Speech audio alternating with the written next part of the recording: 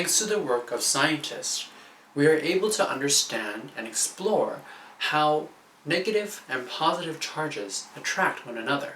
With that understanding, we also know that when negative and negative are put together, or when positive and positive are put together, then they bounce back. And there's no way that they're able to come together and almost complement one another. In life, the same thing could be said about many different things, where there needs to be an opposite end for something else to almost be complete or whole. Let's take a moment to think about how our lives encompass opposites that then make up a whole experience or something complete in our lives.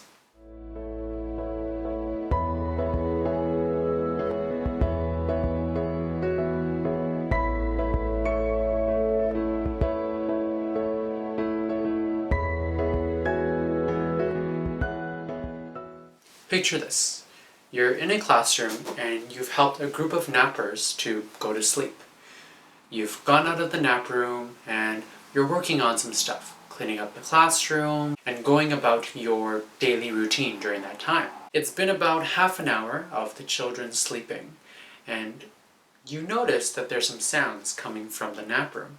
You walk over to the nap room, and on the bottom of the door, you see two little feet just standing still.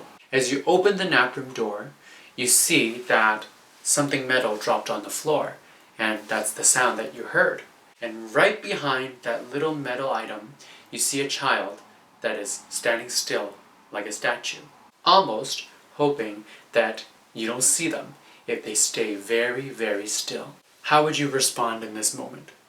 What are some of the thoughts that are going through your mind about why this child is up, what this child has been doing, and how should you respond to this child?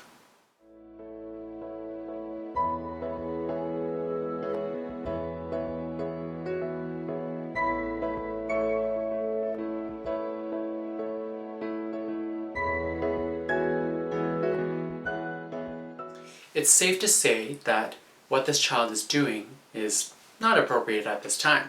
If they're in the nap room, they should be napping.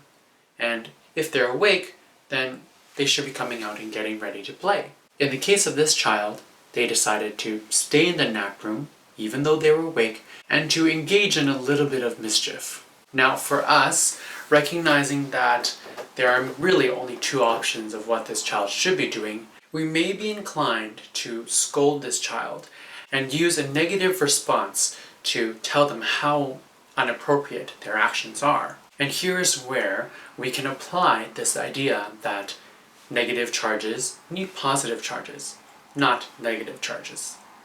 We see a child engaging in negative behaviors, and we may feel like we need to be harsh and give them a negative response. But if we do that, the child will most likely feel inclined to pull further and further away from you, which would ultimately make things a lot harder for you in trying to get this child to not disturb the nappers and come out of the nap room. And so, in this moment, there needs to be a positive response. What I mean by a positive response isn't to say that what they're doing is okay.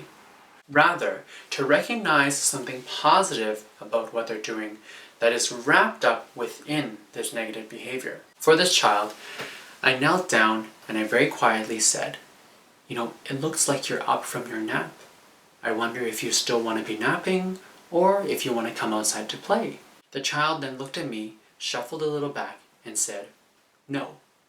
I then said to the child, there's still a little bit more time to nap if you want to, but it looks like you're playing a hiding game, and there's a lot of places that you can hide outside in the playground with other children, and you can play with them as well. The child once again shuffled a little back and said no.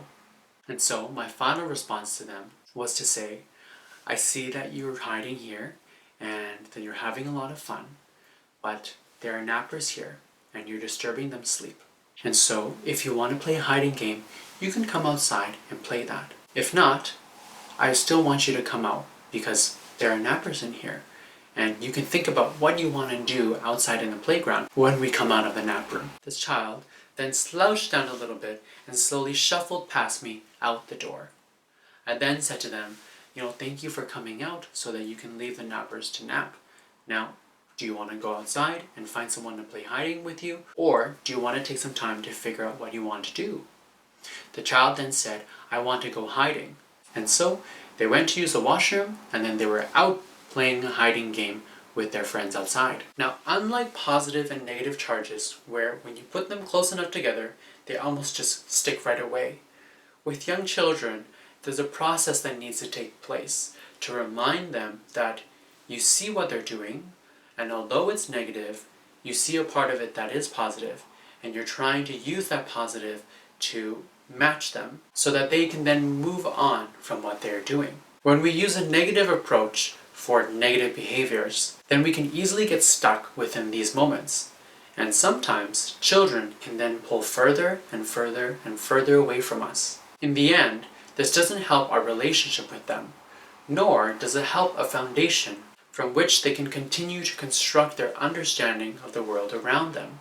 The hope is that when we see negative behavior, we recognize that we want to help children, we want to support children, and we want to match children where they're at so that they can then take this understanding to engage positively with the world around them when they encounter something negative. Children are then able to critically think, but then at the same time extend a posture of grace and understanding towards the world around them. This then supports a well-rounded foundation for them to watch, think, be.